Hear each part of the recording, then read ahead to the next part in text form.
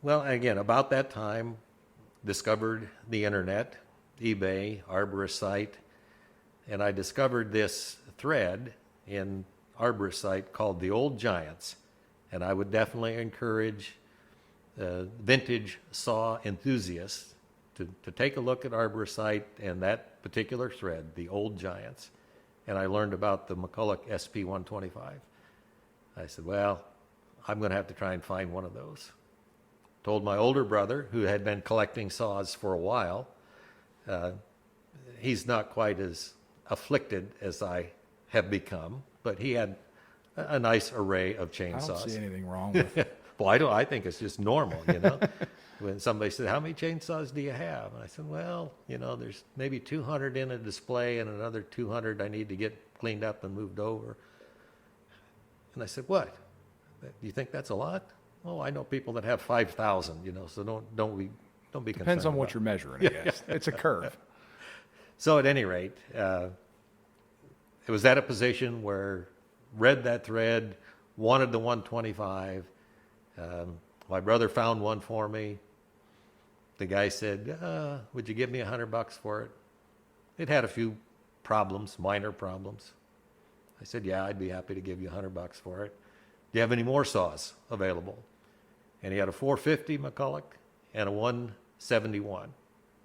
And I had no idea of that 170, 180 line, what they call the Super Series engines, the top tanks, the more professional models. I had no idea that such things existed. So I said, well, now I'm going to have to get all those models in my collection. And with the 450, I knew about the 200, but I didn't know about the 140s and the 150s and the 160s. And he also had, the fellow that I got the 125 from, had one of the McCulloch posters on the wall. And I don't remember if it was 2.5 million sold or 3 million sold, but it showed different models. And I started studying that over, kind of dreaming about what I would do if I could find one of each of those. And he's watching me, and he's looking at me kind of oogling over that. He pulls his pocket knife out, and he starts pulling the staples out. And he says, it means more to you than it does to me.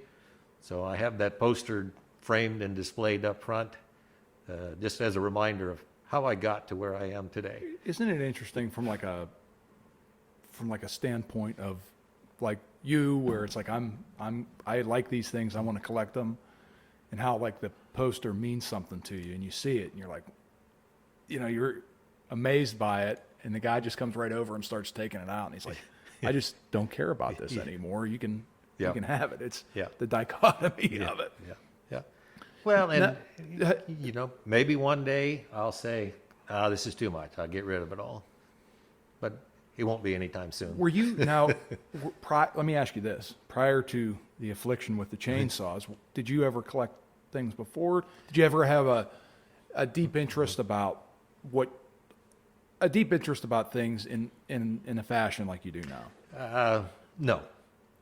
When I was working full time, I traveled a lot. First of all, it was mostly domestic travel across the country, and later years internationally. The history of things is interesting. Like how you were showing me the things about Robert Jackson, and how all of this stuff. Because I think to some people they just look at a McCulloch 1010 or they look at a ProMac 850 and they just figure it's there. It came out of the ether somehow, but all this stuff had to be developed over decades of time, because they started with like how we were looking at the original saws, like what, the 47? The 325 was McCulloch's first one-man saw, and it was the first, theoretically anyway, the first chainsaw manufactured with the diaphragm type, all-position carburetor, which was, pretty remarkable. Right.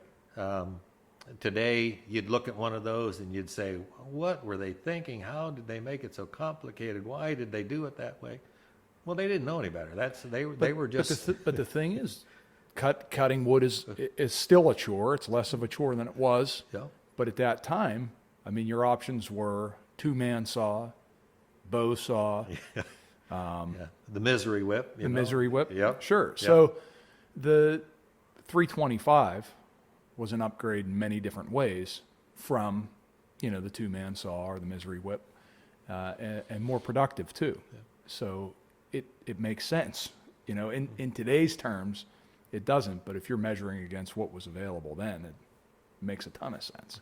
We'll take just a little slight turn here. McCulloch has always been a pretty good marketing organization. Sure. I mean, from the beginning, Robert McCulloch was a good marketer.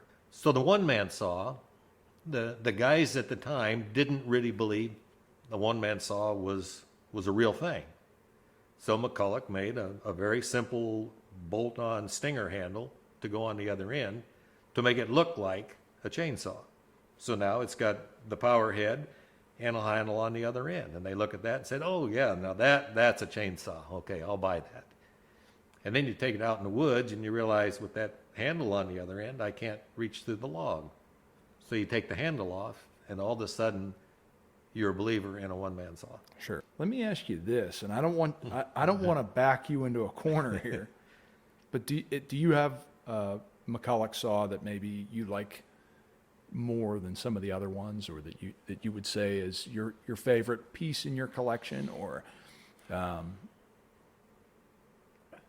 think the last saw that I ran is generally my favorite. So if I go to a get-together and I take a BP1, the KMS4, and the Solo Twin, whichever one I ran last, well, that's my favorite. I think it's the freshest in your mind. It's like when you go to Disney. You go to Disney, and as soon as you get off the ride, you're in the store. Yeah.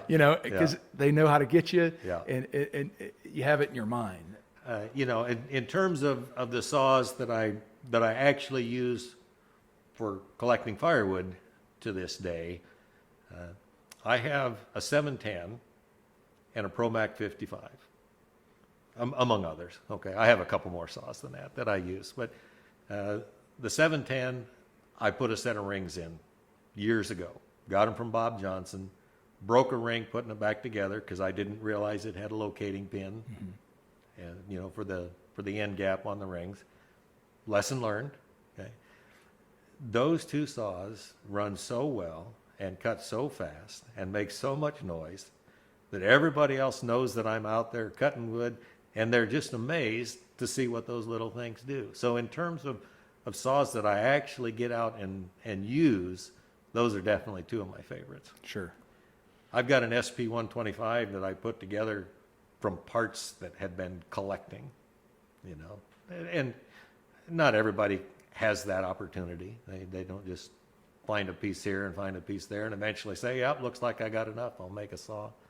Other guys, JJ out in Oregon, he can make a dozen that way. I enjoy using that SP-125. It's not a healthy one, but it obviously runs. It gets the wood cut, and again, it's for the casual person around to hear one of those saws running and to see it cutting. They're just amazed. How old is that thing? Mm-hmm. Well, it's a little bit, no, it's a lot older than you are, and yet it still works like that. Sure. I had a guy. He brought he's a local from my area.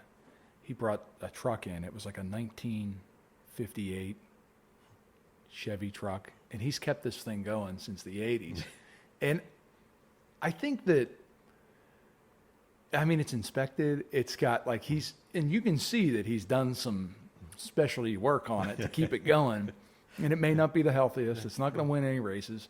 You're probably not going to drive it to you could probably drive it to California if you wanted to, because to fix it requires almost nothing. You open up the hood, there's very little going on under there. Yep. And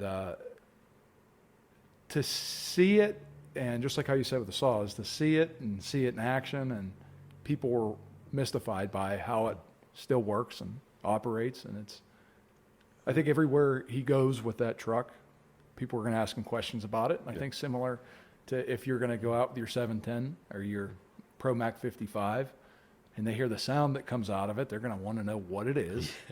And then they come and see it. And you know, they can be miles away. Right. And they'll still hear it and wonder, what is that? There was